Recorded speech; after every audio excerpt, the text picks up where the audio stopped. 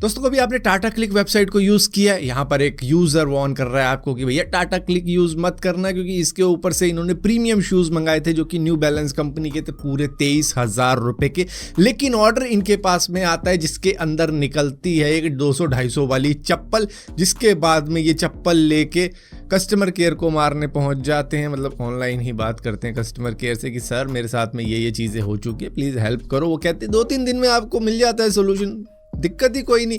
इसके बाद में भाई इनको रिप्लाई ये मिलता है, सर क्वालिटी चेक के अंदर फेल हो चुकी है आपकी जो रिक्वेस्ट है, हमने जो माल आपको भेजा था वो भेज दिया है, आपको मिल चुका है। और जो आप बोल रहे हो ना चप्पल वप्पल ये आपने डाली होगी, हमको आपने जो ऑर्डर किया था हमने वही भेजा है भाई, 23,000 के जूते ही भेजे हैं। अब उसके अंदर पता नहीं जादू टोटका जो भी चीज़ हो गई होगी, चप्पल शायद आपने डाल दी हो। आपने डब्बा खोला, चप्पल डाल दी, फोटो खींच दी, उसके बाद में आप कह रहे हो कि ये देख चप्पल भेज दी इन्होंने, जबकि जूते आपने कहीं पीछे छुपा लिए होंगे। तो ऐसी बातें हो रही हैं, जिसके बाद में भैया ये कह रहे हैं एक्स के ऊपर पोस्ट डाल के कि भैया टाटा क्लिक से आप कभी भी कोई भी सामान मत लेना, मैंने तो अपने 23,000 रुपये गवा दिए, जहां पर मुझे रिजेक्ट किया जा रहा है कि हम आपकी रिक्वेस्ट को सुनेंगे नहीं, आपने जो ऑर्डर किया था वो हमने भेज दिया, चप्पल वप्पल हमने नहीं भेजी है। जिसके बाद में भाई ये अब बंदा इतना ज़्यादा फ्रस्ट्रेटेड हो गया है कि अब इनके पास में शायद ऑप्शन वही बचता है, कंज्यूमर कोर्ट में जाना पड़ेगा। हालांकि अभी भी ये एक्स के ऊपर डाल के सोच रहे हैं कि कुछ हेल्प मिल जाएगी, और मिल जाए तो अच्छी बात है, लेकिन इन्होंने अब सभी को अवेयर कर दिया है कि भैया यहाँ पर ये चीज़ें भी हो रही हैं। और कस्टमर केयर से भी इन्होंने बात करके थी। अच्छा, कस्टमर केयर में ना सबसे ज़्यादा गुस्से वाली चीज़ क्या लगती है मुझे, क्योंकि हमारे साथ भी हुआ है भाई, हम तो खैर सस्ती चीज़ें लेते हैं, इतना महंगा जूता लेते नहीं है, लेकिन फिर भी उसमें भी जब गड़बड़ हो जाती है ना तो वो बोलते हैं कि सर आशा करते हैं हमने आपकी हेल्प की होगी, क्या हालांकि की नहीं हेल्प। उसके बाद में एक और लाइन एंड में बोल देते हैं जब कहते हैं ठीक है छोड़ो, उसके बाद में क्या आपको और कोई मदद चाहिए, अब पहले ये वाली मदद तो करो। दोस्तों जिस तरीके से इंडिया के अंदर एक मान्यता होती है कि जब भी हम किसी लंबे टूर के ऊपर जाते हैं, किसी सफ़र पे जाते हैं, तो वहाँ पे हम शायद दुआ हुआ कर लेते होंगे, शायद हम पूजा कर लेते हैं कि भाई हम सेफली घर आ जाएं, अच्छा रहे हमारा सफ़र। तो इस तरीके की मान्यता चाइना के अंदर भी होती है, जहाँ पर वो कॉइन फेंकते हैं। मान लो मोटरसाइकिल से जा रहे हैं, मोटरसाइकिल के ऊपर वो कॉइन फेंक देंगे। मान लो वो कार से जा रहे हैं तो कार के ऊपर कॉइन फेंक देंगे, हम वहाँ पे शायद नारियल फोड़ देंगे या नींबू रख देते हैं टायरों के नीचे। तो इस तरीके की चीज़ें करते हैं। लेकिन वहाँ पे किसी पैसेंजर ने प्लेन के इंजन में 3 कॉइन फेंक दिए कि भाई गुड लक आएगा, मैं सेफली सफ़र पूरा कर पाऊंगा, मैं सेफली जिंदा वापस लौट जाऊंगा। तो इस वजह से उस प्लेन को उड़ाया ही नहीं गया, जहां पर पूरी तरीके से इंस्पेक्ट किया गया कि भैया इस बंदे ने इंजन के साथ में किया है कि 3 कॉइन फेंक तो दिए।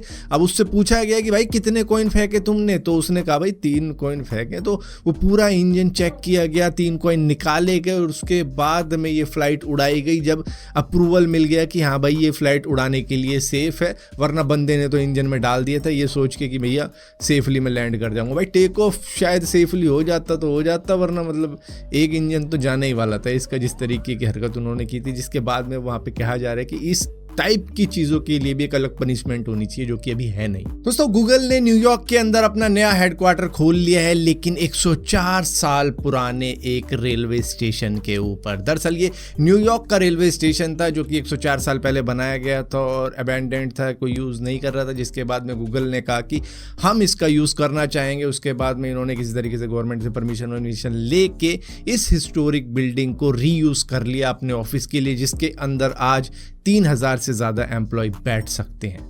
दोस्तों यूएस ने कुछ सैटेलाइट इमेजेस शो करी है पूरी दुनिया को, जो ये दिखाती है कि 2020 से लेकर 2023 में नॉर्थ कोरिया ने करीबन 482 किलोमीटर की फेंसिंग करी है अपने बॉर्डर के ऊपर, जो कि चाइना से मिल रहा है। और इसी के साथ साथ रशियन बॉर्डर के भी ऊपर इन्होंने थोड़ी बहुत फेंसिंग करी। हालांकि 260 किलोमीटर की फेंसिंग पहले से ही एग्जिस्ट करती थी, लेकिन थोड़ी और इन्होंने फेंसिंग करके इसको टोटल इतना कर दिया है। और इसी के साथ साथ ये पहले से ही कर रहे थे, 2017 से कर रहे थे, ताकि भाई नॉर्थ कोरिया का कोई भी बंदा चाइना, रशिया, मतलब विदेश ना चला जाए। अगर गया, क्योंकि वहाँ से फिर वो कहीं और निकलता है तो इससे फिर हमारी बातें बाहर आ जाती हैं। तो वो रोकने के लिए इन्होंने ये पूरी फेंसिंग करी, जिसके अंदर छोटी छोटी गार्ड पोस्ट भी लगा रखी है, जहाँ पर ऑर्डर ये है कि शूट एट साइट, मतलब अगर आपने बंदा देखा तो उसको शूट कर दो, वो पार नहीं जाना चाहिए। हालांकि 2 फेंसिंग है, एक चाइना की तरफ है, एक इनकी तरफ है, बीच में रिवर भी है।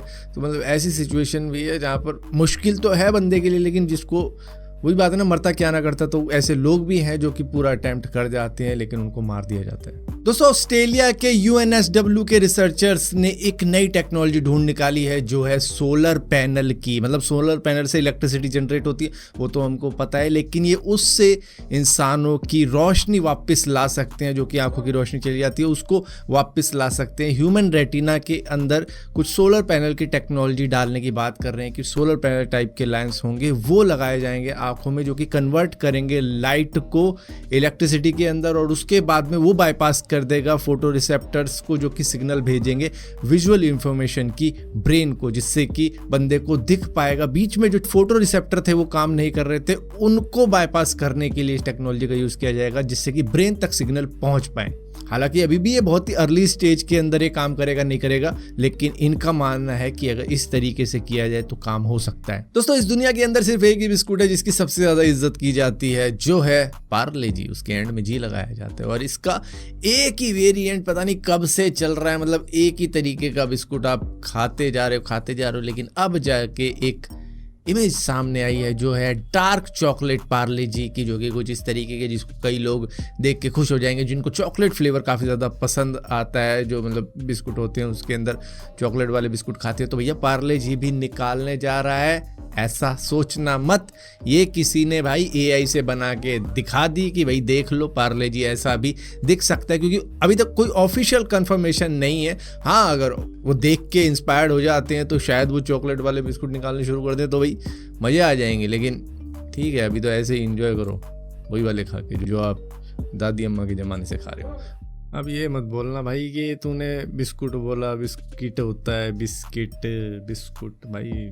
बिस्कुट बोलने का जो मजा है ना वो बिस्कुट में ही है। भाई बिस्कुट ले आओ जरा मेहमानों के लिए, कौन कहता है बिस्किट ले आओ भाई, बिस्किट ले आई अच्छा नहीं लगा, हट।